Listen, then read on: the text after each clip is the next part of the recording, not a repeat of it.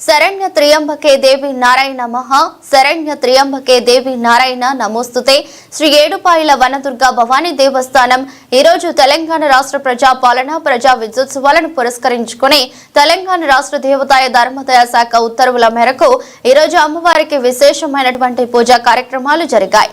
ఉదయాన్నే అమ్మవారి అభిషేకం, తదనంతరం సహస్రనామ కుంకుమార్చన, అమ్మవారికి విశేషంగా పంచామృతాల పండుగ పుష్పార్చన కార్యక్రమం, పుష్పాలంకరణ అంగరంగ వైభవంగా జరిగింది. అదేవిధంగా మరి కాసేపట్లో శరణ్య త్రియంబకే దేవి నారాయణ నమోస్తుతే శ్రీ ఏడుపాయల వనదుర్గ భవానీ దేవస్థానం ఈ రోజు తెలంగాణ రాష్ట్ర ప్రజా పాలన ప్రజా విజయోత్సవాలను పురస్కరించుకుని తెలంగాణ రాష్ట్ర దేవదాయ ధర్మదాయ శాఖ ఉత్తర్వుల మేరకు ఈ రోజు అమ్మవారికి విశేషమైనటువంటి పూజా కార్యక్రమాలు జరిగాయి. ఉదయాన్నే అమ్మవారి అభిషేకం, తదనంతరం సహస్రనామ కుంకుమార్చన, అమ్మవారికి విశేషంగా పంచామృతాల పండుగ పుష్పార్చన కార్యక్రమం, పుష్పాలంకరణ అంగరంగ వైభవంగా జరిగింది. అదేవిధంగా మరి కాసేపట్లో చండీ హోమం కార్యక్రమం కూడా శరణ్య త్రియంబకే దేవి నారాయణ నమోస్తుతే శ్రీ ఏడుపాయల వనదుర్గ భవానీ దేవస్థానం ఈ రోజు తెలంగాణ రాష్ట్ర ప్రజా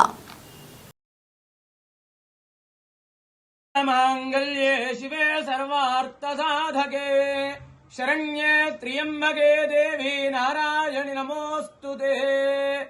శ్రీ ఏడుపాయల వనదుర్గా భవానీ దేవస్థానం ఈరోజు తెలంగాణ రాష్ట్ర ప్రజాపాలన ప్రజా విజయోత్సవాలను పురస్కరించుకొని తెలంగాణ రాష్ట్ర దేవాదాయ ధర్మాదాయ శాఖ ఉత్తర్వుల మేరకు ఈరోజు అమ్మవారికి విశేషమైనటువంటి పూజా కార్యక్రమాలు జరిగినాయి. ఉదయాన్నే అమ్మవారికి అభిషేకము, తదనంతరం సహస్రనామ కుంకుమార్చన, అమ్మవారికి విశేషంగా పంచామృతాల పండ్ల రసాలతో అభిషేక కార్యక్రమము, అదేవిధంగా పుష్పార్చన కార్యక్రమము, పుష్పాలంకరణ అంగరంగ వైభవంగా జరిగింది. అదేవిధంగా మరి కాసేపట్లో చండీ హోమం కార్యక్రమం కూడా జరగబోతుంది.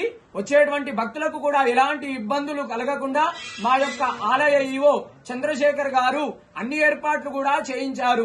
తెలంగాణ రాష్ట్రంలో ఉన్నటువంటి ప్రజలందరూ కూడా సుఖ సంతోషాలతో ఆయురారోగ్య ఐశ్వర్యాలతో ఉండాలని, అమ్మవారి అనుగ్రహం అందరికీ కలగాలని అమ్మవారికి పూజా కార్యక్రమాలు చేయడం జరిగింది. వనదుర్గా మాతాకి జై.